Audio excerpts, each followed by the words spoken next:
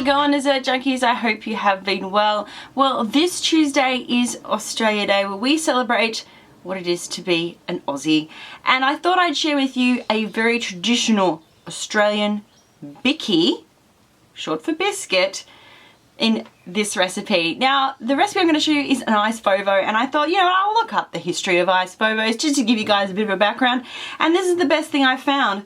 On the 24th of November 2007, the Prime Minister at the time, Kevin Rudd, made a light-hearted mention of an iced VOVO in his election victory speech, jokingly urging his team to have a strong cup of tea and iced VOVO before getting to work.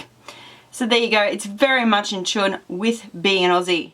This is an iced VOVO. Alright guys, first thing you want to do is cream your butter. So this is just room temperature butter, and I'm going to allow my KitchenAid to run for around 2 minutes before adding in our caster sugar.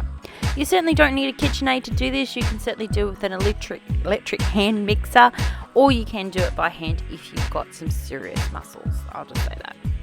Once your sugar is all incorporated, it's now time to add in 1 egg, and the egg should be at room temperature also. And then I'm going to add in equal parts plain flour and self-raising flour. And I'm just going to allow my KitchenAid to keep running, and this will all come together as a dough ball. It'll start to clean the sides. That's when you know it's all ready to rock and roll. I'm also going to chill this because it's really hot where I live here. It's 30 degrees Celsius. I think that's around 60 Fahrenheit, so it's nice and hot and humid, but it also helps the pastry to relax, or the dough essentially. So I'm just going to cover it in cling film and pop it in the fridge for around 15 minutes just so it chills down and hardens up a little bit. Then what I'm going to do is going to pop it between 2 pieces of parchment paper or baking paper, and I'm going to roll this out until it's about 4 mil thickness. That's the size we want for our cookies. Now I've got one of these sort of wavy cutters. You can also get these in a wheel, but I don't have one. And hey, what I'm going for essentially is that little wavy shape. A iced VOVO biscuit has this wavy shape. So if you can't get one of those little pastry wheels and you've got one of these vegetable cutters, they work just as well.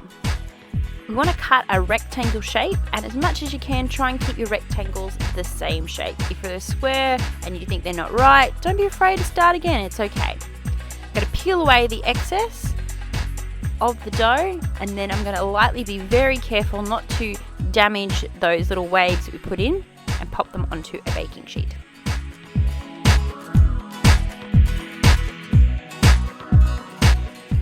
Once you've got your baking sheet all nice and filled, you're going to bake them in a preheated oven, 180 degrees Celsius, 350 Fahrenheit. You want them to come out and allow them to be completely cool before going on to the next step, because we're dealing with marshmallows. So to make our marshmallow pink part frosting of the iced VOVO, I'm going to melt some butter on a low stove heat, and then I'm going to pop in some pink marshmallows. If you can't get pink where you are, certainly you can use a white marshmallow and just pop in some pink food dye. You want it to be really pastel pink, not over the top pink. It's very hard to explain. Probably like a baby pink is probably the best way I can say it.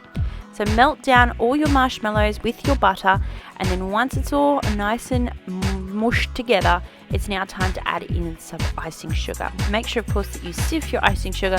That's going to make it easier to get rid of the lumps in your icing. Once you've got this all mixed in, it's time to transfer this icing into a piping bag, and we are going to decorate our iced VOVO biscuits. Once your biscuits are cool, it's now time to decorate with this icing. So we want 2 pink stripes down the edge of the biscuit, and then once you've got your stripes on there, you need to work quickly and pop it into some desiccated coconut. This is going to stop the icing from being sticky and stick to you, but it also gets that beautiful line in the middle that we want for our jam. So do your pink icing first, working on the outside, dumping it in the coconut, popping it onto a bench, and then repeating with the jam. To do the jam part, we want to just take some strawberry jam or raspberry jam. I've just put this into a piping bag again and lightly warmed it in a glass of warm water. And I'm just snip the tip, pipe in the middle, where the gap is from our pink icing. That That one's a little bit wide, but hey, it's rustic. These are homemade. And then I'm going to repeat the same thing with the coconut. And that's all you need to do to make ice VOVOs. These are so simple, so easy. They just taste like goodness. Check these out. Perfect for your Australia Day. There you have it, guys. How simple and easy are these to make? If you are an expat Aussie living overseas, you can make these and celebrate Australia Day your own unique way. Of course, don't forget to check out my Australian playlist where I've got other great Aussie delights such as a giant Tim Tam, pavlova, wagon wheel slice. It's all there. Go check it out. The link is right there. Thank you so much for watching this. If you like it, give me a thumbs up, and of course favorite it. If you want to make this later, you can favorite it and it bookmarks it. You can come back and watch it later, and of course subscribing.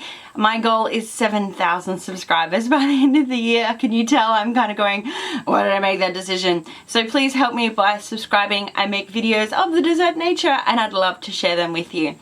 See you next time, guys. Thanks for watching. Bye.